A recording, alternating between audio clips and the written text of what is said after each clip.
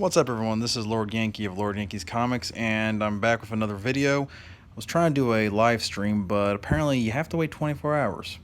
24 hours until your account is go for that. So I'm guessing maybe tomorrow night I'll do a live stream of this bad boy.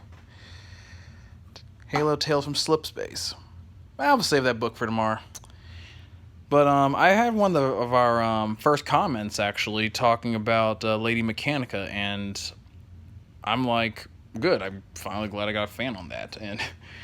And this is going to be a review of, by far, I consider one of my favorite books. And like I said before, I normally don't do reviews of the trade paperbacks and stuff like that during these comic reviews, because it's a lot harder to try to go through as much material. But the book is actually pretty paper thin. It's like the thinnest of the Lady Mechanika books.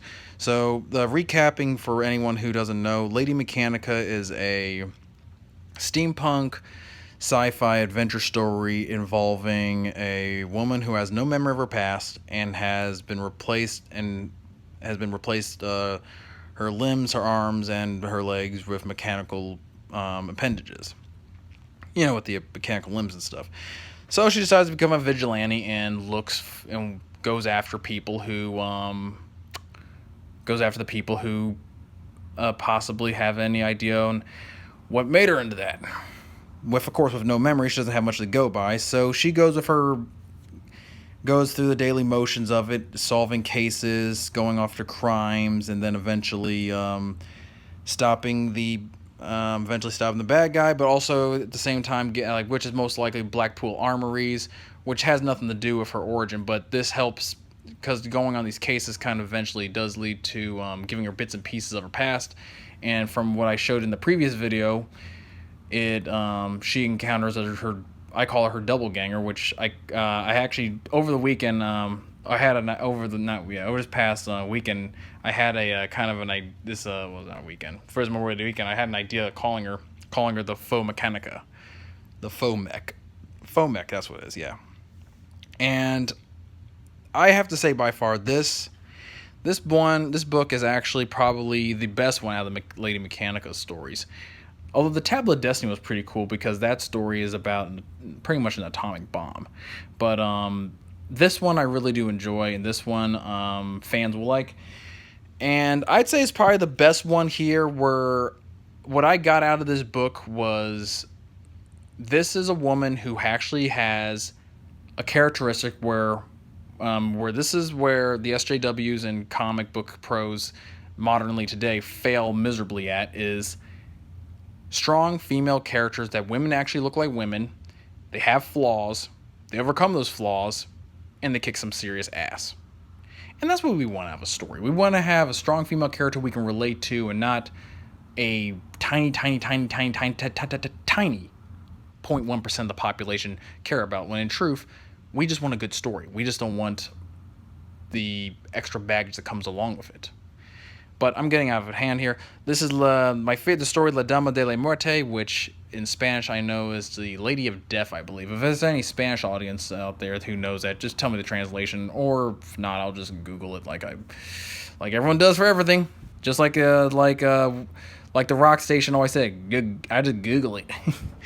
So we go through this emotion here, where this is actually more of a side story. This doesn't take place in Mechanika City or London.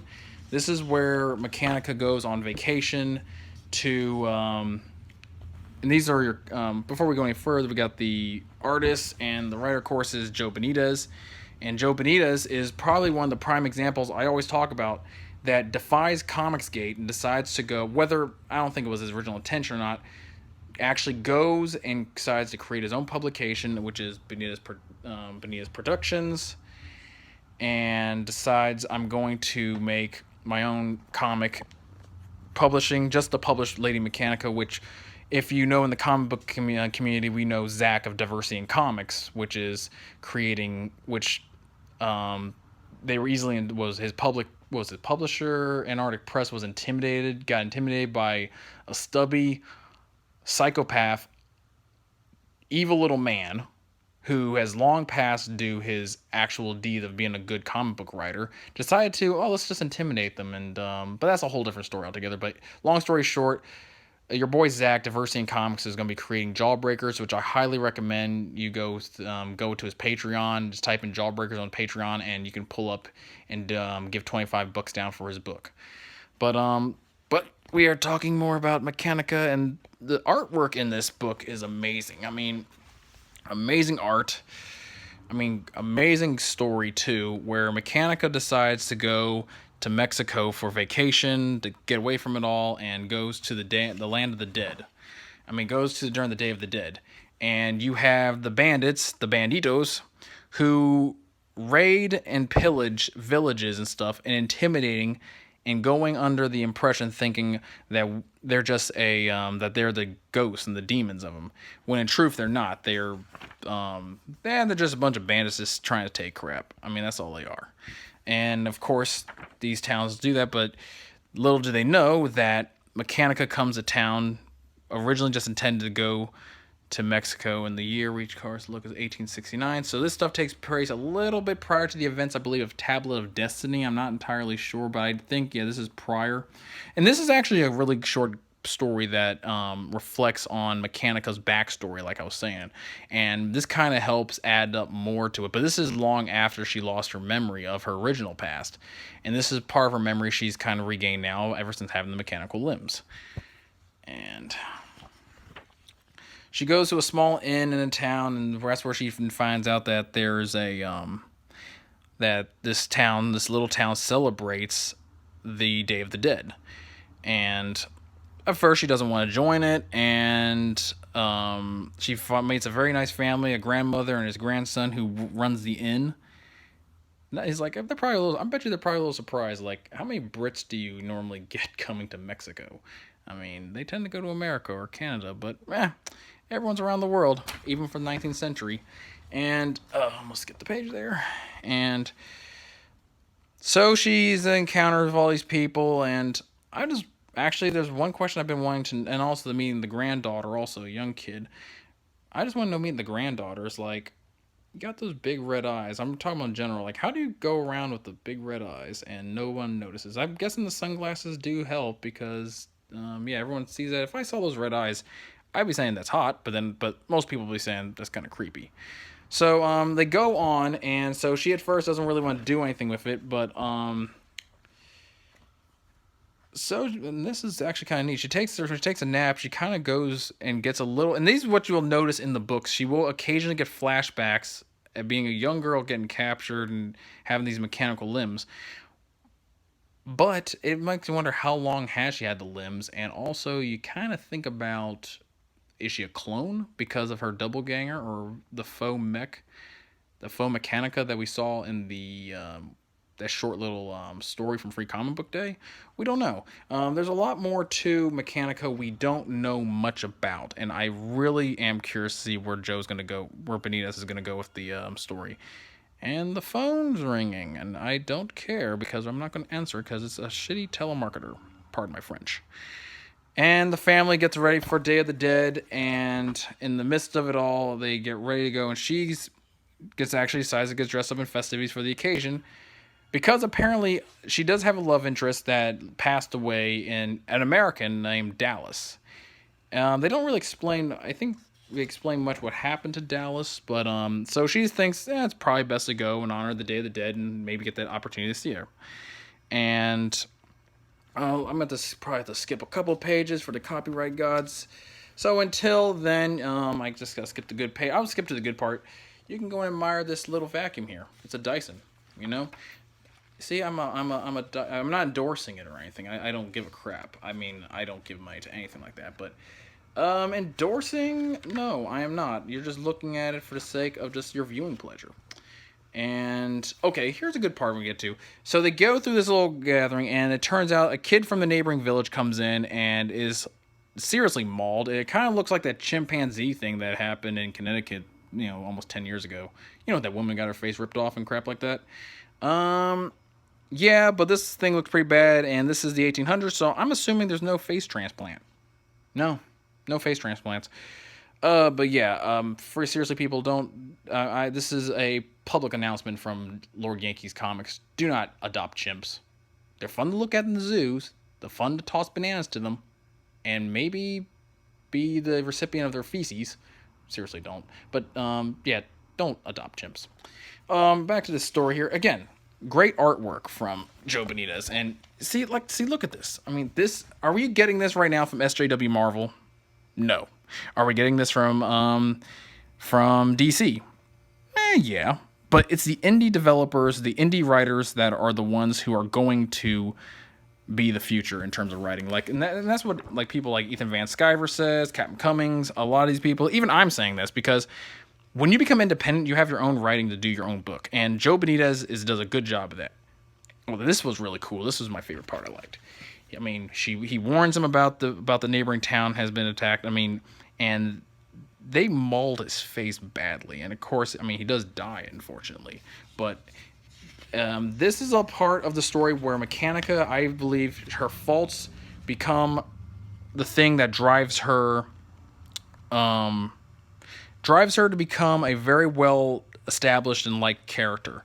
And again, and here's a good one. Here's a badass thing here. I mean, she's ready to go confront these bandits and ready to tell them, yeah, you don't fuck with towns like this. And I kind of got that feeling from that comedy film. I don't know if anyone's watched that Larry the Cable Guy movie, Delta Farce, where they accidentally go to Mexico and they think they're in Mexico, and so they want to go around and what was it?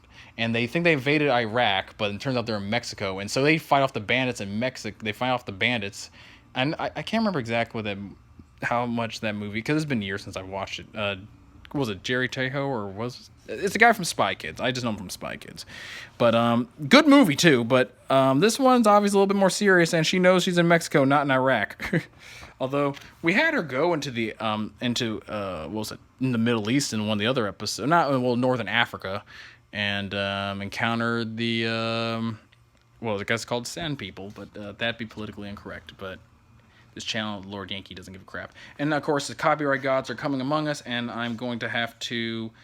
Actually, I'm pretty sure. I'm just gonna skip to the good part. I think I've skipped enough so the copyright gods don't screw with me. But here we are,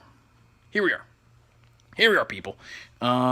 She finds these people, and she finds the bandits, and she finds out the bandits are actually frauds. They're just using the legend of these raiders and stuff, and the ghost raiders to get in the way. And that is pretty creative. They use the translucent plants and stuff to make them look like they're flaming skulls and heads when it's truth is not. And Mechanika knows that. She figures it out, and she's like, yeah, I'm going to go badass and just go shoot your asses up. Pow, pow, pow, pow, pow. And she goes in guns blazing, but not really knowing the situation of it all. And that's what I hate about comics sometimes. The glare and the screen ruins the shot. And it's shown. I mean, and this is some good art. I mean, we are having a hard time in the comic industry finding artists who are qualified like this and also can keep a good continuation of the story. And so she finally gets them, and she unmasks them and figures out what they really are. And shoot, let me take a looky. Dyson time again. So she goes through, and so she's finding out where their hideouts at, where they got that translucent stuff. So she goes on her investigation.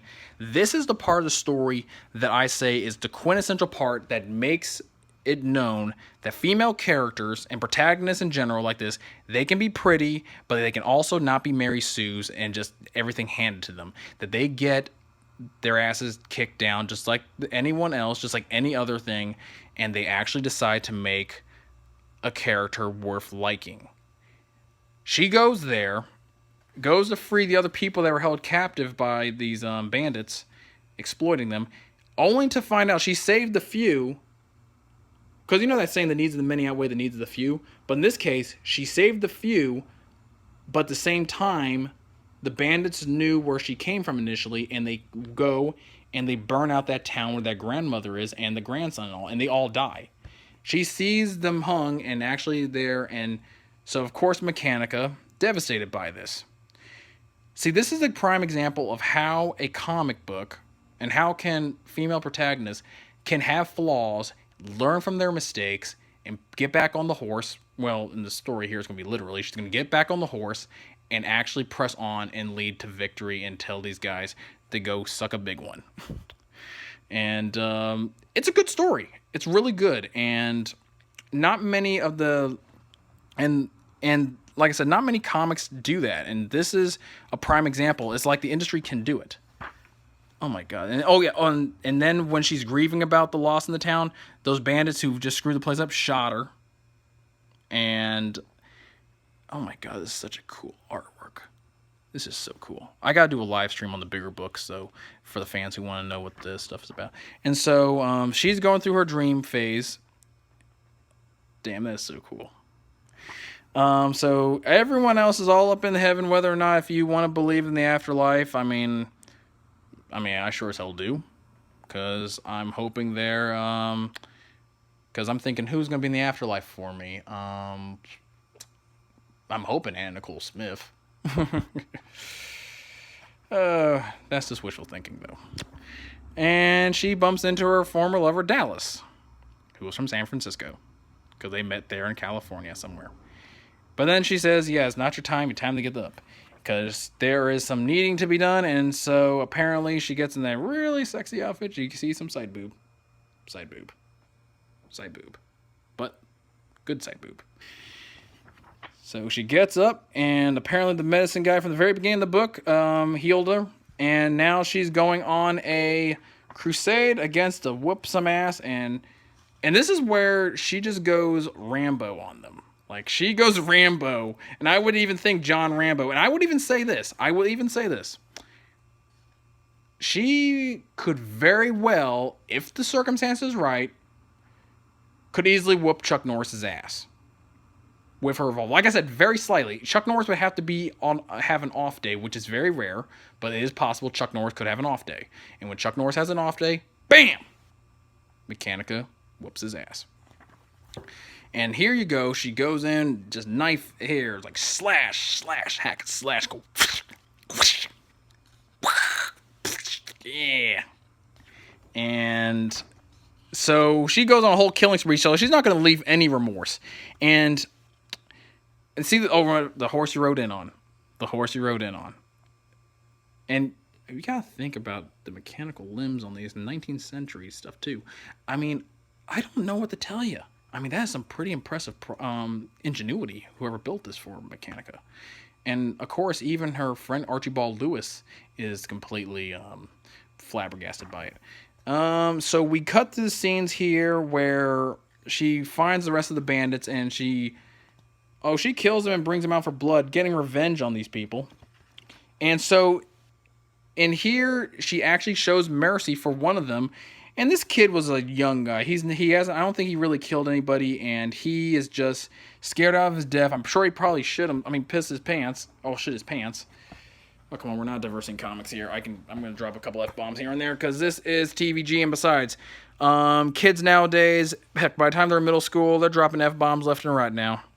And it's a good art, and oh my god, this is why I got interested in this comic, because the art alone is good. The art alone is pretty neat, and the art alone, even if I said the story was going to suck, even if I thought the story was going to suck, the art alone is not bad.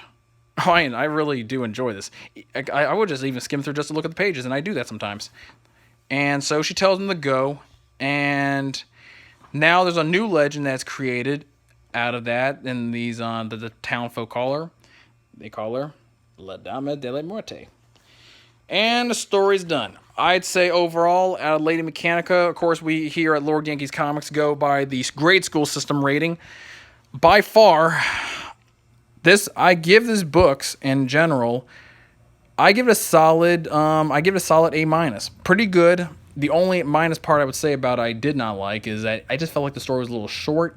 It was a little rushed, but Joe Benitez, of course, has the other books he's working on, such as The Clockwork Assassin and the 2 story that was in the free comic book day, The Clockwork Assassin, and I know he's working on one that's set in Paris. Now, The Clockwork Assassin's, the book's already out. You can go online for free to read it, but the trade paperback won't be out until June 11th, and I will be doing a review of that. Hopefully I can do a live stream. I'm going to first have a live stream about the Halo Tales from Slipspace, and we will have a good live stream because unlike Diversity in Comics and all the others, when he does his live streams in his closet, He doesn't have this. He does not have a sustainable battery pack. Just plug it in and go. $60. It's nice. And overall, solid book. Very good writing.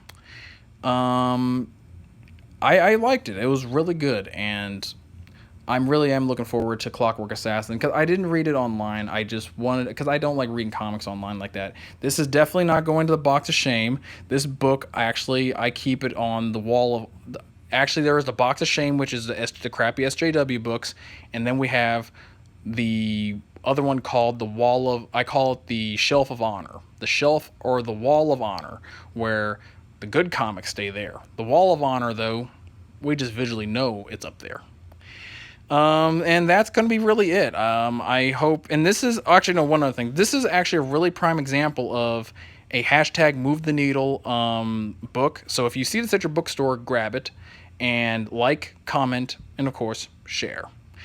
And this is where the industry is going to go with, I think. This is where the industry is going to go with 5 years from now. If the current trend, the way DC and Marvel and all the other SJW publishers are going with, when you have people like Antarctic Press, no offense, I mean, let's say that pussied out of their deal with diversity in comics, and people like that ousting out other major writers like Frank Cho. I love Frank Cho. Frank Cho did some good work with Liberty Meadows. I would love to do a live stream about Liberty Meadows, just pick out some good scenes and just talk to him. Which reminds me, I go to the comic book shop to look at that stuff and find and get those books. This is a good move the needle thing. Joe Benitez, I think, has a better gripping in the industry to make books like this. And yeah, go wild with it. I say go wild. If you have the opportunity, go wild with it. Make it possible. Make it happen. Yeah. So this is a book I highly recommend. And go out there. Like I said again, hashtag move the needle, and buying this book. And if you even find the Tales from Slipspace, even though I'm gonna give that I'll give you my honest review once I'm done reading that one. I've already read it already, and the stories were okay. But I will give a solid review on the live stream, hopefully tomorrow night. And here, get the chance, if, like I said, take a picture of this at the names of the writers and the publishers and the comic illustrators. And if you want to, you don't know that's part of it's not required. Also quote the comic book shop you got it from, if they're on social media, and use the hashtag move the needle. And also, if you want to, really contributing, helping the independent books, because I don't have a Patreon. I'm not really a person about money. I'm just cranking these things out for free, unless I get if I get over 100 subscribers, I might then create a Patreon and create something like that. But I'm very small comic book leading up artist. So if you find this, could you please share this to Diversity in Comics or Doug Ernst, Captain Frugal, Captain Cummings, Ethan Van Sciver? That'd be great. I mean, because I've already have commented on their stuff before, and trust me, I've given enough super chats to them. But subscribe if you're not subscribed already. Put in the comments section. Put question if you have questions, comments, concerns, and give me some ideas what else you want me to read for you guys. What other books? Because this is a channel where I want this to be completely about the small books, completely about great publishers like Joe Benitez and other books and other publishers and periodicals from like the smaller publishers like Dark Horse. And this one I want to focus on like the video game comics and stuff such as Halo, Tomb Raider, Mass Effect, things like that. And I will have more videos coming up sometime this week. Hopefully, like I said, tomorrow I'll have the live stream for Halo, Tales from Slipspace, as soon as YouTube stops being a jackass. And thank you and goodbye.